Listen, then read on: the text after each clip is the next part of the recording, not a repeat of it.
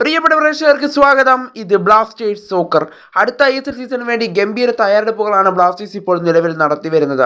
അതിനു മുന്നോടിയായി മികച്ച താരങ്ങളെയും ബ്ലാസ്റ്റേഴ്സ് ടീമിലേക്ക് എത്തിച്ചിട്ടുണ്ട്. നിലവിൽ കേരള ബ്ലാസ്റ്റേഴ്സ് ആരാധകർ അടുത്ത ISL സീസണിലെങ്കിലും ബ്ലാസ്റ്റേഴ്സ് കിരീടം ഉയർത്തുമെന്നുള്ള പ്രതീക്ഷയിൽ കാത്തിരിക്കുകയാണ്.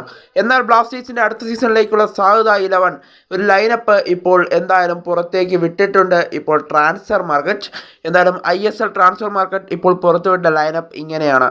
ഗോൾ കീപ്പറായ സച്ചിൻ സുരേഷിനെയാണ് ട്രാൻസ്ഫർ മാർക്കറ്റ് നൽകിയിരിക്കുന്നത്.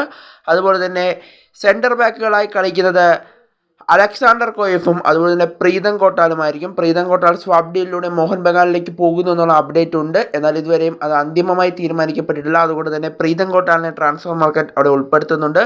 അതുപോലെ തന്നെ ലെഫ്റ്റിൽ കളിക്കുക ഐബാൻ ഡോഹ്ലിയും റൈറ്റിൽ കളിക്കുക പ്രബീർ ദാസ് ആയിരിക്കുമെന്നാണ് ട്രാൻസ്ഫർ മാർക്കറ്റ് റിപ്പോർട്ട് ചെയ്യുന്നത്. അതുപോലെ തന്നെ മധ്യനിരയിലേക്ക് എത്തുമ്പോൾ വിപിൻ മോഹനനും അതുപോലെ തന്നെ ഡാനിഷ് ഫറൂഖും ഉണ്ടാകുമെന്നുള്ളതാണ് ഇപ്പോൾ ട്രാൻസ്ഫർ മാർക്കറ്റ് നൽകുന്ന അപ്ഡേറ്റ്. അതുപോലെ തന്നെ അറ്റാക്കിംഗ് മിഡ്ഫീൽഡർ റോളിൽ അഡ്രിയാൻ ലൂണ കളിക്കാനുള്ള സാധ്യത ഉണ്ടെന്നാണ് അവർ റിപ്പോർട്ട് ചെയ്യുന്നത്. അതുപോലെ തന്നെ ഇരുഭാഗങ്ങളിലുമായി മുന്നേറ്റത്തിന് ചുക്കാൻ പിടിക്കാൻ നോവാസദോയും അതുപോലെ തന്നെ രാഹുൽ KPയും ഉണ്ടാകുമെന്നുള്ള റിപ്പോർട്ടുകളാണ് ഇപ്പോൾ ട്രാൻസ്ഫർ മാർക്കറ്റ് നൽകുന്നത്. അതുപോലെ തന്നെ ഗോൾ അടിച്ചു കൂട്ടാൻ ബ്ലാസ്റ്റേഴ്സിൻ്റെ പുതിയ സൈനിങ് ആയ ദെമിയുടെ റീപ്ലേസ്മെൻറ്റ് ജീസസ് ജിമിനസ് ഉണ്ടാകുമെന്നുള്ളതാണ് ഇപ്പോൾ അവർ നൽകുന്ന സൂചന. ഇതിൻ്റെ മാർക്കറ്റ് വാല്യൂവും താരങ്ങളുടെ മാർക്കറ്റ് വാല്യൂവും ഇപ്പോൾ ട്രാൻസ്ഫർ മാർക്കറ്റ് നൽകുന്നുണ്ട്. സച്ചിൻ സുരേഷിന് 1 കോടി രൂപയാണ് മാർക്കറ്റ് വാല്യൂ. അലക്സാണ്ടർ കോയ്ഫിന് 2.4 കോടി രൂപയും പ്രീതം കോട്ടാലിന് 1.8 കോടി രൂപയുമാണ് മാർക്കറ്റ് വാല്യൂ. ഐവാൻ ഡോഹ്ലിങ്ങിനാവട്ടെ 1.4 കോടി രൂപയാണ്. പ്രബീർ ദാസിന് 1.2 കോടി രൂപ. അതുപോലെ തന്നെ ഡാനിഷ് ഫറൂഖിന് 1.6 കോടി രൂപയും വിപിൻ മോഹനന് 2.2 കോടി രൂപയുമാണ്. ബ്ലാസ്റ്റേഴ്സ് ക്യാപ്റ്റനായ അഡ്രിയാൻ ലൂണയ്ക്ക് 6.4 കോടി രൂപയാണ് മാർക്കറ്റ് വാല്യൂ.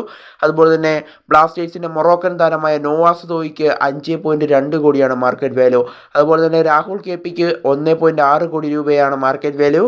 അതുപോലെ തന്നെ ബ്ലാസ്റ്റേഴ്സിൻ്റെ പുതിയ സൈനിങ് ആയ ജീസസ് ജിമിനസിന് 7.2 കോടിയാണ് മാർക്കറ്റ് വാല്യൂ. അങ്ങനെ ബ്ലാസ്റ്റേഴ്സിൻ്റെ മൊത്തത്തിലുള്ള മാർക്കറ്റ് വാല്യൂ നോക്കിയാൽ 32 കോടിയാണ് ബ്ലാസ്റ്റേഴ്സിൻ്റെ മാർക്കറ്റ് വാല്യൂ ആയിട്ട് വരുന്നത്. എന്തായാലും കേരള ബ്ലാസ്റ്റേഴ്സിൻ്റെ അടുത്ത സീസണിലേക്കുള്ള ISL 11ാം സീസണിലേക്കുള്ള ഒരു സാധ്യത 11 ഇപ്പോൾ ട്രാൻസ്ഫർ മാർക്കറ്റ് പുറത്തേക്ക് വിട്ടിട്ടുള്ളത്.